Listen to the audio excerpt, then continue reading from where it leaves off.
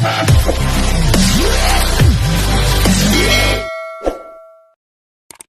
oh, dito, May, ilan taong ka na? 73. 73? Gumagano mo si Mama. 74. Sawa mo. 76. O, dominante ka. Yung asawa mo tinatanong ko, yung sumasagot ah.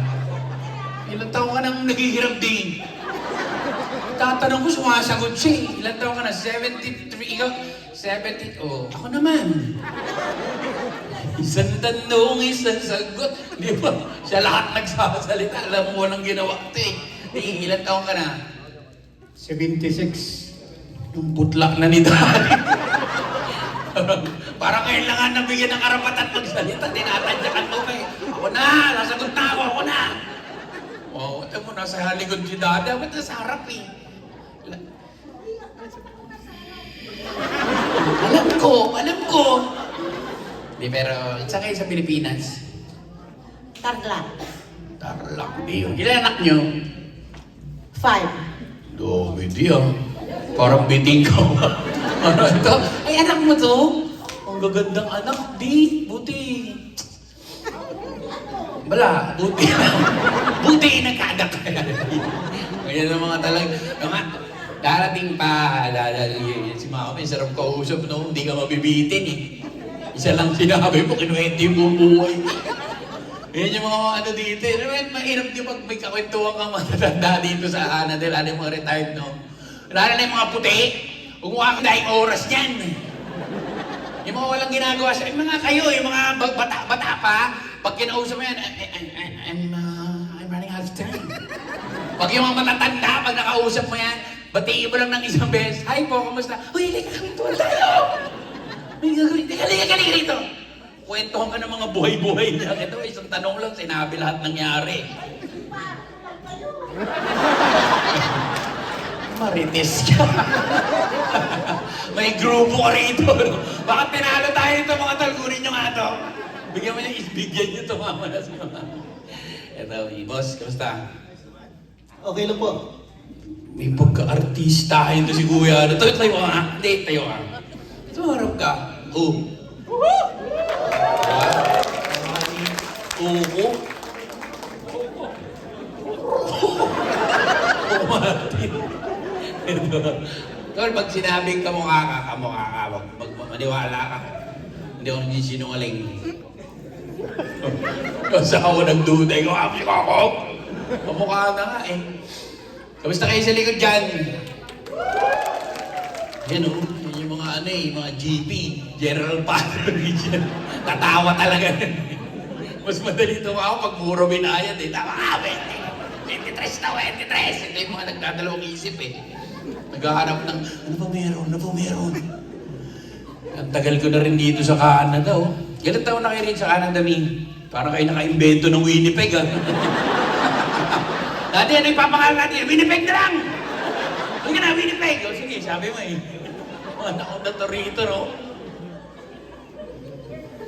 13, 1, 3. Po, narinig ko naman ni. 13, 1, 3. Tagal na rin ha.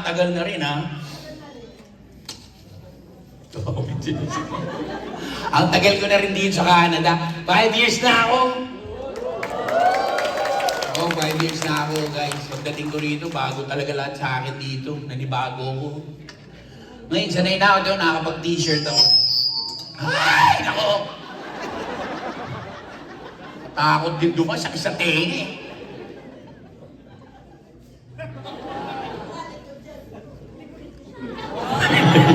Laser sword na dala. 5 taon na ako rin sa Canada. Alam mo, nasanay na rin ako, no? Yung mga matatagal dito, sanay na sa lamig. Yung pagdating ko rito, yung bago ko rito, talagang parang alien ka rito sa Canada. Pag bago ka rito, sa totoo lang, di ba? Yung matagal sa Pilipinas.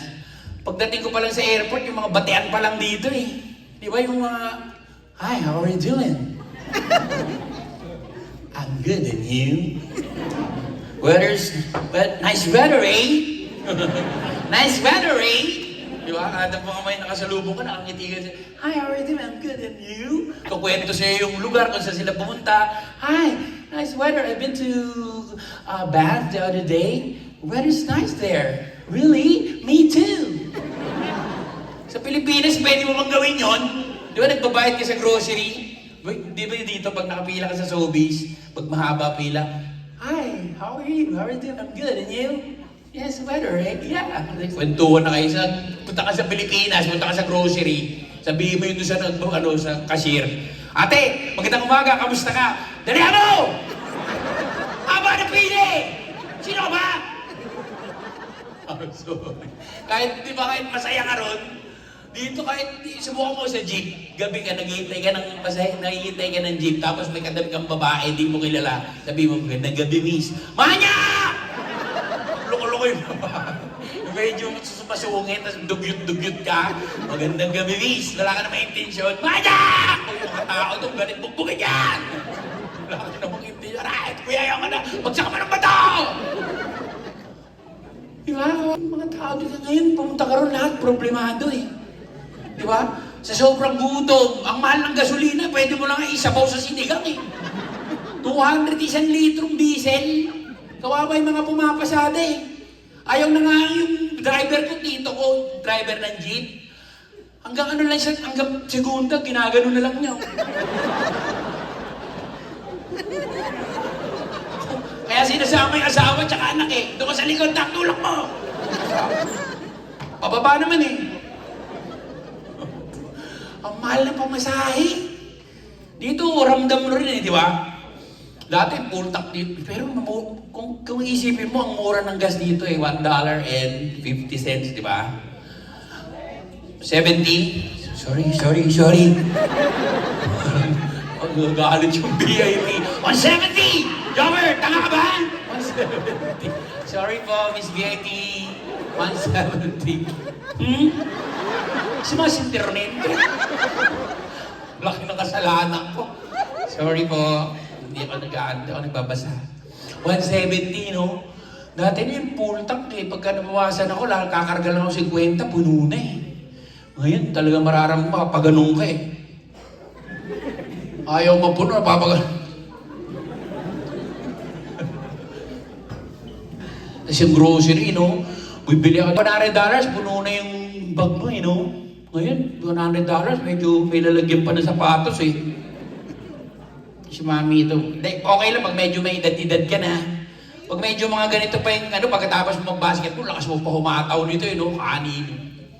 Mga Pilipino pa naman pag kumain ng kanin niya, matipid yan eh. Konting ulam lang, ginaganon lang nga niya yung minuto eh. Busog ka. Di ba? Ang mga Pilipino, matipid yan. Lalo yung mga galing sa Pilipinas, kung maniniwalang di kumakain ng kanin niya, maarte yan.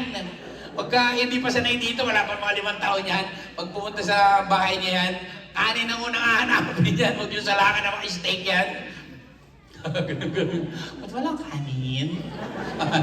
Yun yung mga sa atin sa Pilipinas, sobrang tipid, di ba? Yung minudo, 2 kutsara, kaya ko kumain 5 cup eh.